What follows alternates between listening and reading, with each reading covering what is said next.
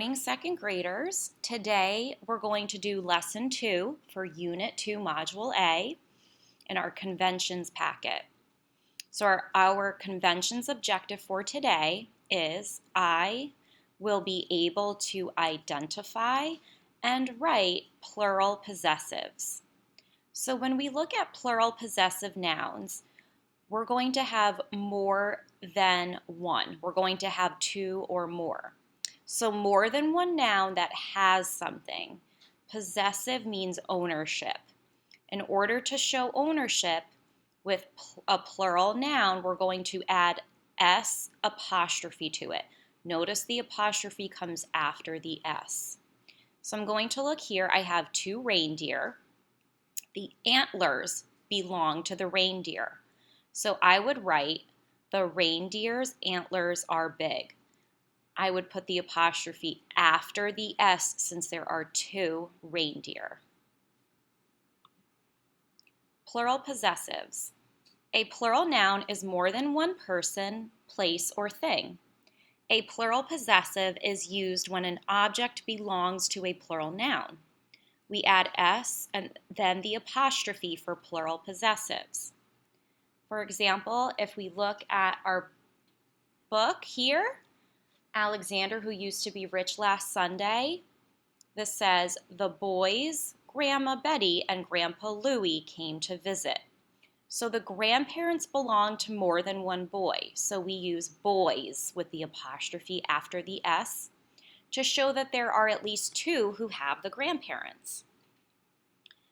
Okay, and if we were going to practice and write sentences with singular possessive nouns, and then change the singular possessive noun to a plural possessive noun, an example would be, the boy's cat is brown.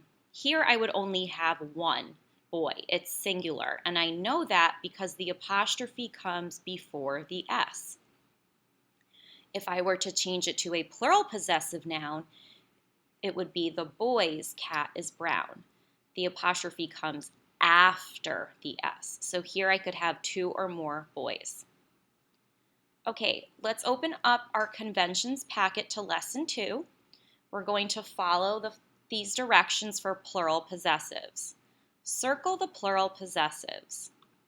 And I always like to, right, we're going to circle the word circle so we know how we're going to identify these. Then write two of your own sentences using plural possessives. So remember, I'm looking for, we have the S, okay? The apostrophe comes after. That means that it is plural. So that's going to be a big hint to help us. And again, plural has to be more than one. It could be two or more. So let's look at our first example here. This says kittens. Okay, so what I want to look at is where the apostrophe is. Oh, it comes after the S. So we're going to go ahead and circle kittens. That is a plural possessive. Okay, I could have two or more kittens. The next example, students. If the apostrophe comes before the S, I know that it's singular. So we are not going to circle this one. Okay, let's look at our next example. Cousins. Let's look to see where the apostrophe comes. It comes after the S. So we're going to circle cousins. Okay, boys. Where does the apostrophe come? It comes after the S. So this is going to be a plural possessive. So we are going to circle it. Our last example, dads.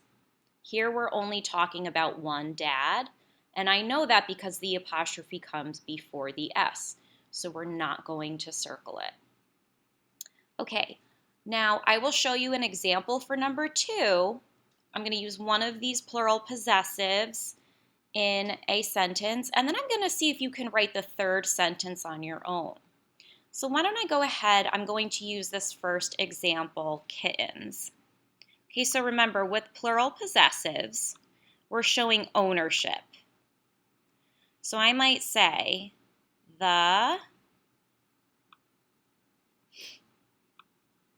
kittens, and here I could be talking about 2 or more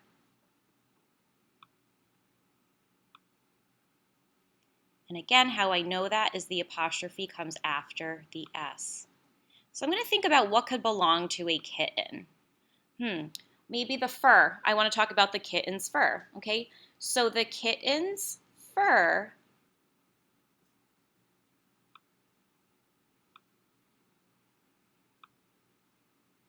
is soft.